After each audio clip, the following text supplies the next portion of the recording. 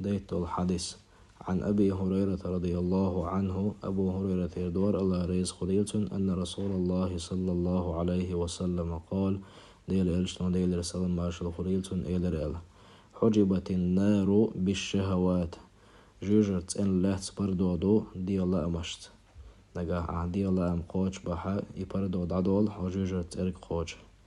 وحجبت الجنة بالمكاره يلسمن لهت بردودو دي غن تديش دول همانس مثلا مصو ناخد عبيشن خين بيسن يق حلاوتي دي غن تديش ياها تاج الله مزدوع يا يوزلو تيج يوزلو يختوع يا ناغ إرن داس قميرش ديشوحا از قميرش يخلر الله غيبت ديشا غيبت اخلر الله